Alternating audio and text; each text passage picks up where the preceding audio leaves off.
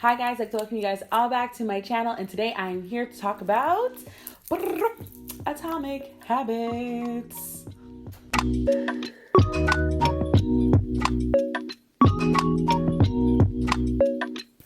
So, Atomic Habits by James Clear has taught me some things about habits, and since I'm going to have multiple videos, I figured today we're going to talk about the 8 things that I took away from Atomic Habits that is kind of like that has motivated me to shift my way of thinking. I've been assessing my life basically after reading this book, and so I will be addressing we'll be addressing my fitness journey. After reading this book, we'll be reassessing my care journey, like my healthcare journey. So like hair, skin, we'll be addressing that routine type thing. And then we'll also be addressing my just like house routines and all that other stuff. So those will be 3 separate videos because I think I'm going to ramble a lot on these. So forgive me. But today we're here to just talk about the 8 like major lessons that hit for me. The first lesson is compound interest of self-improvement.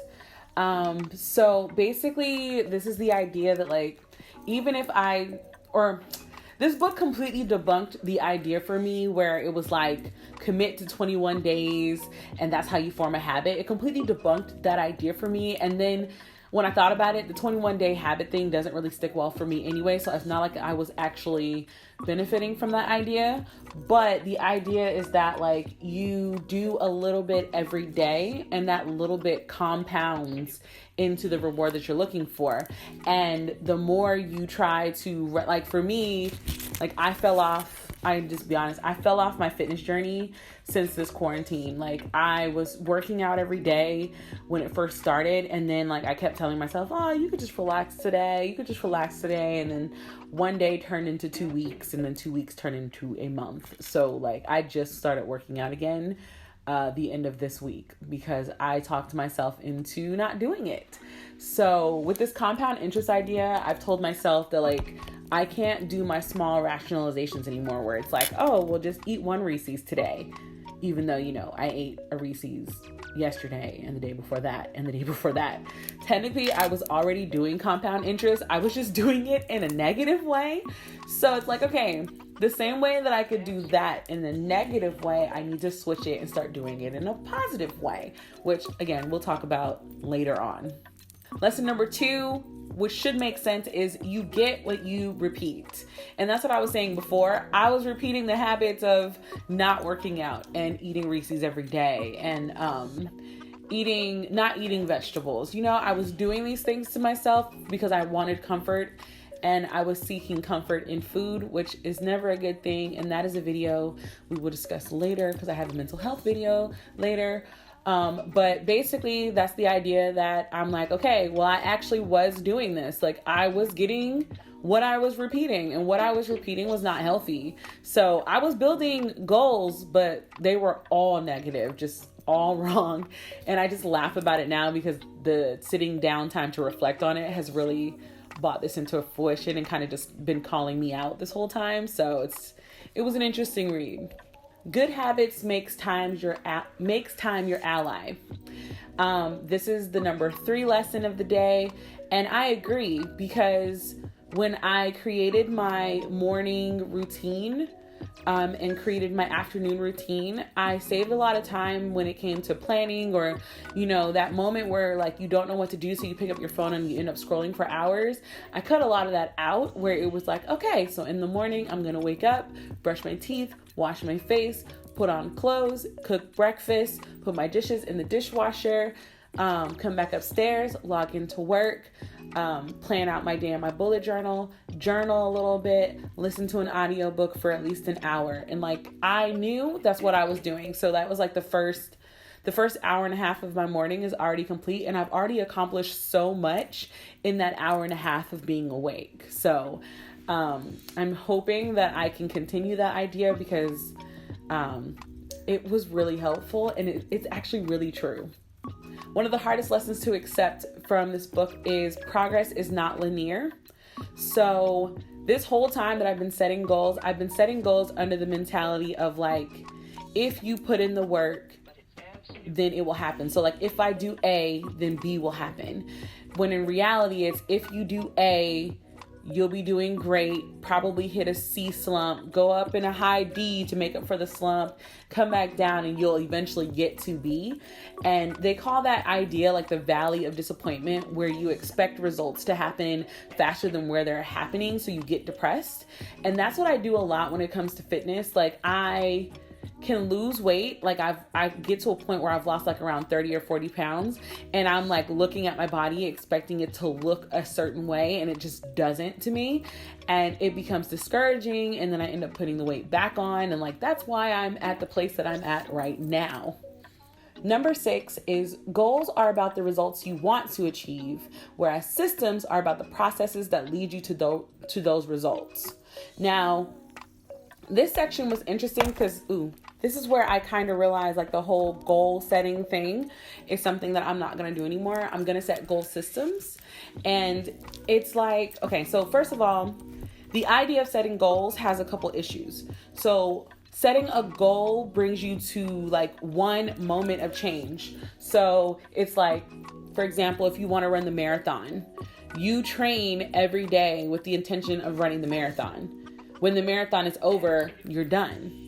Whereas if you were just training to have a lifestyle where you run every day, then you're creating that system in your life to where you are a runner, and like running a marathon doesn't seem so daunting anymore because you run all the time. So it's not like I'm only training for this.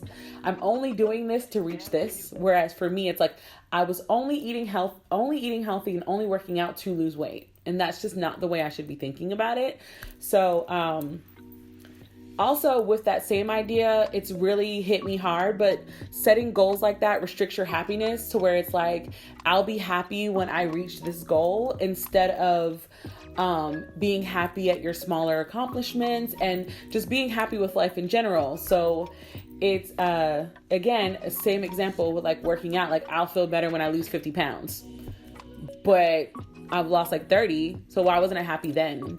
So it's just great. It's just, I get called out a lot in this book, a lot. But again, another thing about like goals versus systems, goals kind of hinder the idea of long-term progress, because like once you reach that goal, what's next? So you're constantly trying to reach something to attain like a sense of accomplishment or happiness, when in reality, like, we as people every day work towards something. It's not always a gigantic, amazing thing, but to some people, just getting up every day and setting the intentions of the day is a big deal. And we should be proud of that. We should be proud of the systems that they're creating and the routines that they're creating to get themselves up every day. It might not seem like a lot to you, but to someone else, it could be like the biggest part of their lives. Number 7 is true long-term thinking is goal-less thinking. So going forward, I'm not going to be so focused on like a goal. Like, I have the goal of reaching 100,000 subscribers. I still want this goal to be a thing, but I'm going to focus on the system. Rather, I'm going to be reevaluating how I optimize each video, how I do with engagement, watch time, trying to understand why people only watch half the video instead of the entire video. I'm going to start doing that kind of stuff because I'm more focused on the process and the system I'm more focused on trying to create a repeatable system than I am trying to get that goal, because creating the system, it's what's going to get me that goal in the first place. Does that make sense? Hopefully. Obviously, we're going to go into this way more, but these basics, I'm hoping that they make sense. Number 8, being the one that's still a little confusing for me, is you do not rise to the level of your goals. You fall to the level of your systems. And this idea is that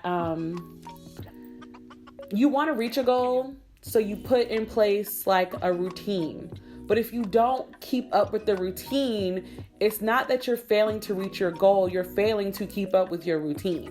You're failing to keep up with the system that you created. So again, for example, for me, for YouTube, I wanted to create consistency, and I wanted to create like constant, at least 2-3 videos a week. And I haven't.